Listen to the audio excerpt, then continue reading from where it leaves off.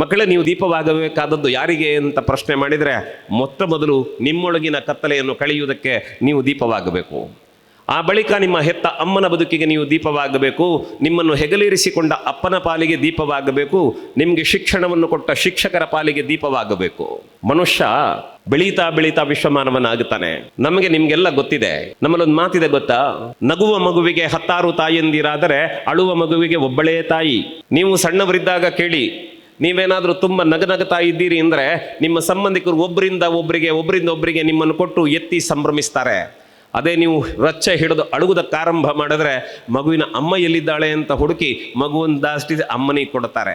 ಆದರೆ ಅಮ್ಮನ ಮಡಿಲಲ್ಲಿರುವಾಗ ಅದು ಅವಳ ಮಗು ಅಂತ ತೋರಿಸ್ತಾ ಇದ್ದವರು ಸ್ವಲ್ಪ ಸಮಯ ಕಳೆದು ನಿಮ್ಮಪ್ಪ ನಿಮ್ಮನ್ನು ಎತ್ಕೊಂಡಾಗ ಅವನ ಮಗಳು ಅವನ ಮಗ ಅಂತ ತೋರಿಸ್ತಾರೆ. ಮನೆಯ ಅಂಗಳದಲ್ಲಿ ಆಟ ಆಡ್ತಾ ಅಂಗಳ ದಾಟಿ ನೀವು ಹೊರಗೆ ಬಂದರೆ ಪಕ್ಕದ ಮನೆಯವರು ಹೇಳ್ತಾರೆ, ಆ ಮಗು ಅವರ ಮನೆಯದ್ದು ಅಂತಾರೆ. ನಿಮ್ಮ ಮನೆ ದಾಟಿದ್ದೀರಿ, ಊರು ದಾಟಿ ಬಂದಿದ್ದೀರಿ. ಇವತ್ತು ನಿಮ್ಮನ್ನು ಪರಿಚಯ ಮಾಡಿದರೆ ನಿಮ್ಮ ಊರಿನ ಹೆಸರು ಹೇಳಿ ಆ ಊರಿನ ಹುಡುಗ ಅಂತ ಹೇಳ್ತಾರೆ. ನಾಳೆ ನೀವು ಬೆಳೀಬೇಕಾಗಿದೆ.